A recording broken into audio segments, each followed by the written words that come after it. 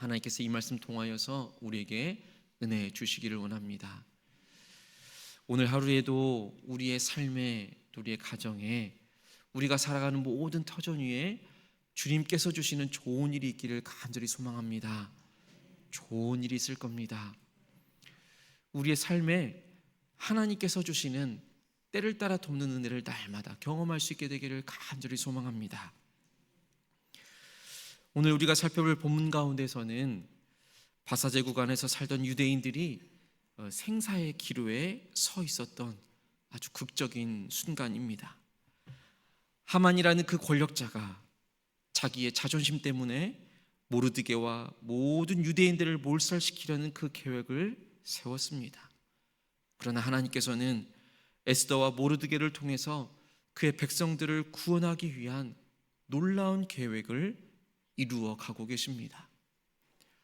본문의 말씀을 통하여서 우리는 인간의 계획이 아무리 치밀하다 하더라도 하나님의 계획 앞에서는 무력해질 수밖에 없다라는 것을 우리는 분명히 깨닫게 됩니다. 그리고 하나님이 얼마나 신실하시고 정의로우신 분이신지를 우리가 다시금 보게 됩니다. 먼저 에스더 6장 14절의 말씀에 보시면 하나님의 완벽한 그 시기를 우리는 볼 수 있습니다.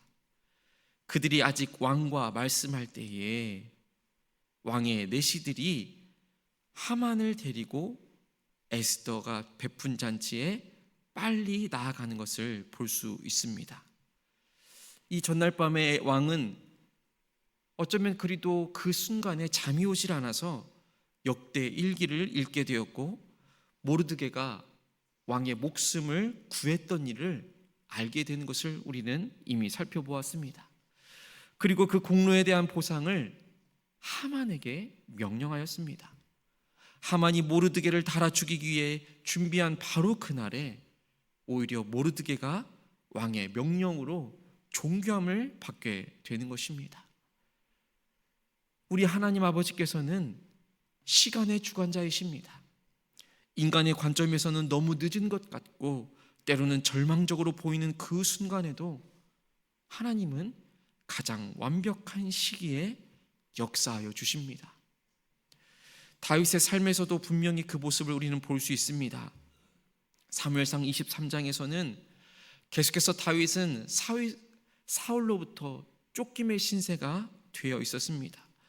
사울이 다윗을 에워싸고 거의 잡으려는 그 순간에 블레셋이라는 나라가 쳐들어왔다라는 소식이 사울에게 전해집니다.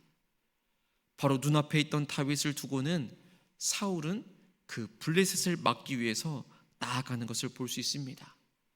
다윗은 위기에서 벗어나게 됩니다.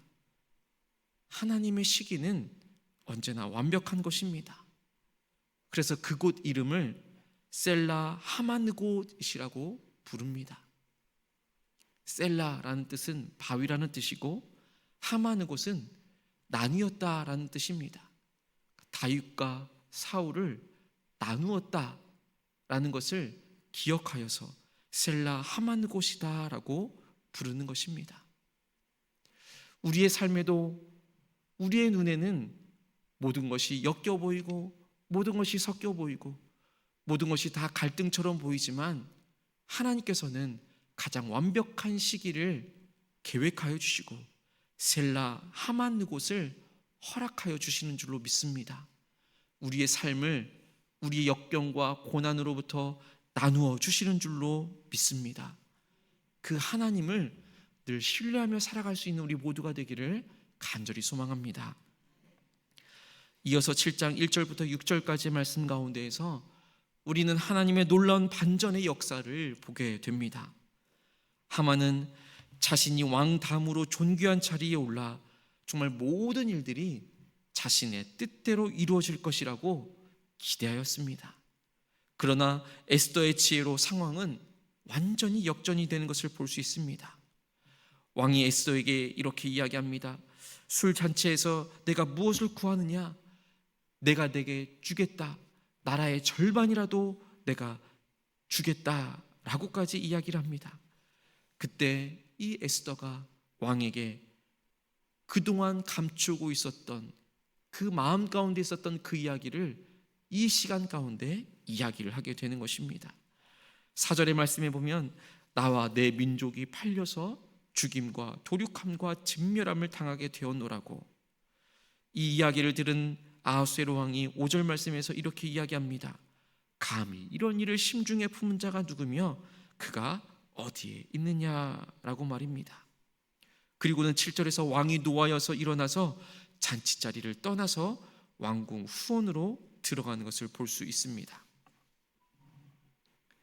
하나님은 자주 인간의 그 기대를 뒤엎으시는 정말 반전의 하나님이십니다. 교만한 자를 낮추시고 낮은 자를 높이시는 분이 바로 하나님이십니다. 하만이 자신의 집에 세운 높은 장대는 결국 자신이 달려 죽을 도구가 되어지는 것입니다. 이 모습은 우리가 너무나도 잘 알고 있는 골리앗과 그 다윗의 이야기에서도 알 수 있습니다. 세상의 눈으로 볼 때에는 그 승리의 가능성이 다윗에게는 전혀 없어 보였습니다. 소년 다윗이 거인 골리앗과 싸워서 이길 수 있는 승산이 전혀 없는 것처럼만 보였지만 하나님께서는 반전을 통하여서 하나님의 그 놀라운 능력을 다윗을 통하여서 드러낸 것을 볼 수 있습니다. 오늘의 본문 가운데서도 그저 연약해 보이기만 하는 그 에스더, 그 여인 한 사람을 통하여서 유다 온 민족의 구원이 그 가운데 펼쳐지는 것을 우리는 볼 수 있습니다.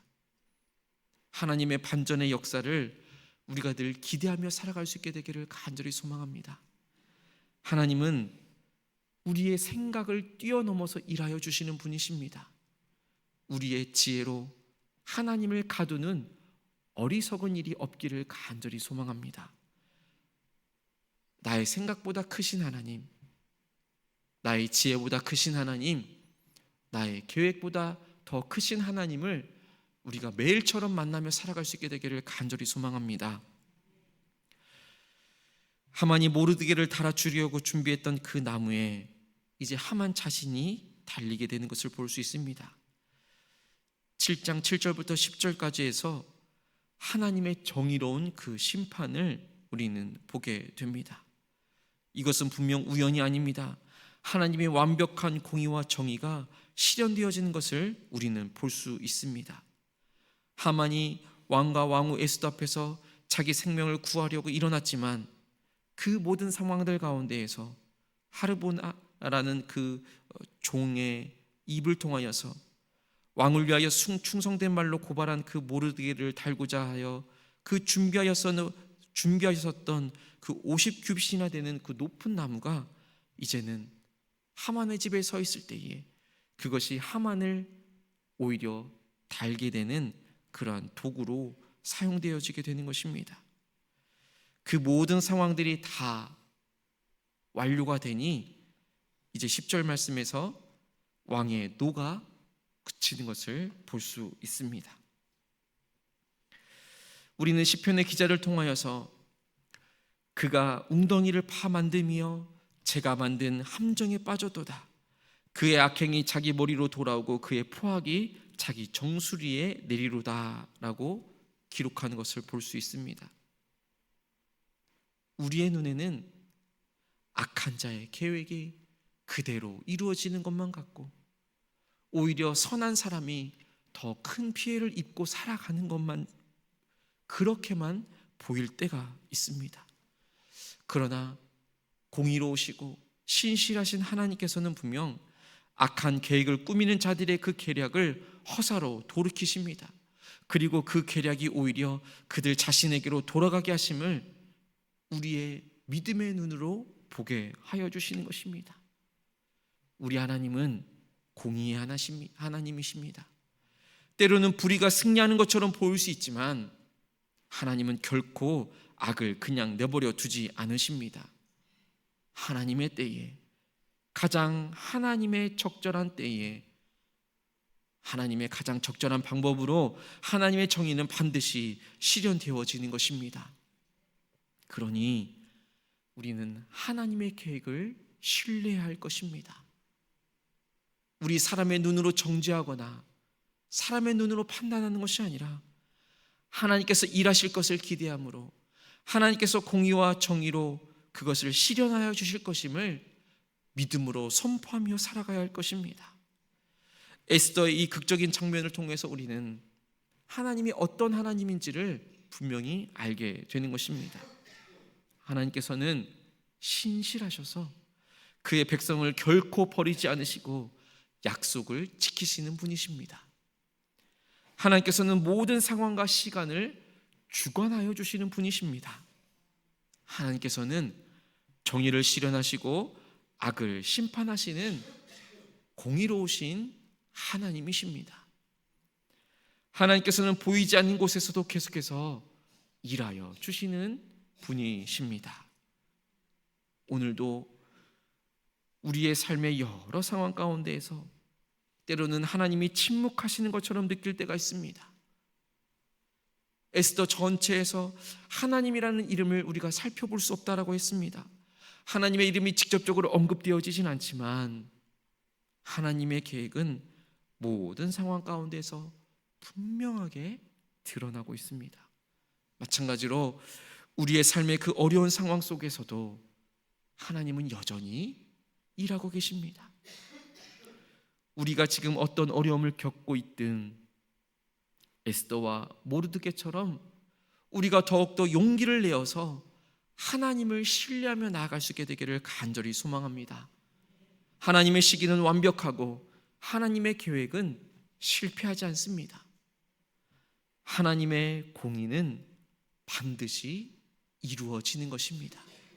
그러니 우리는 낙심하지 않을 수 있는 것입니다. 오늘도 우리의 삶의 자리에서 하나님의 계획만을 신뢰하면서 오늘도 힘차게 나아갈 수 있는 우리의 발걸음이 되어지기를 간절히 축복합니다. 이렇게 기도하겠습니다. 하나님 아버지, 우리의 모든 상황을 주관하여 주시는 주관자 되어 주시니 하나님만을 찬양합니다. 에스더의 말씀을 통하여서 보여주신 그 하나님 아버지의 놀라운 계획하심과 신실하심을 우리가 날마다 기억하며 살아갈 수 있도록 인도하여 주옵소서. 우리가 살아가는 모든 날 동안 때로는 이해할 수 없는 상황을 만날 수도 있습니다. 때로는 도저히 우리의 지혜와 우리의 지식으로는 이 상황을 받아들일 수 없을 때도 있습니다. 그러나 주님, 그 모든 상황들 가운데서도 온전히 주님만을 전적으로 신뢰하며 나아갈 수 있는 믿음을 허락하여 주시옵소서. 내 생각과 내 지혜로 판단하며 나아가는 것이 아니라 공의로우신 하나님께 그 모든 순간들을 다 내어 맡기며 그저 우리는 하나님만을 신뢰하며 하나님의 계획하심을 또 하나님의 일하여 주심을 믿고 따라 나아갈 수 있도록 인도하여 주시옵소서. 우리의 삶 가운데에서 주님의 계획을 이루어 주시며 모든 영광을 주님께서 받아 주시옵소서. 때로는 삶의 어려움과 예기치 못한 고난과 역경을 우리가 마주할 때가 있습니다. 하나님, 오늘 이 시간 우리의 마음이 무너지고 감당할 수 없는 삶의 무게 앞에서 무릎 꿇어 주님 앞에 나아오니 주님, 우리의 삶을 받아 주옵소서. 생각지 못한 고난과 역경이 우리 앞을 가로막고 하루하루가 버겁고 지쳐서 숨조차 쉬기 어려운 날들을 보내고 있을 때가 있습니다.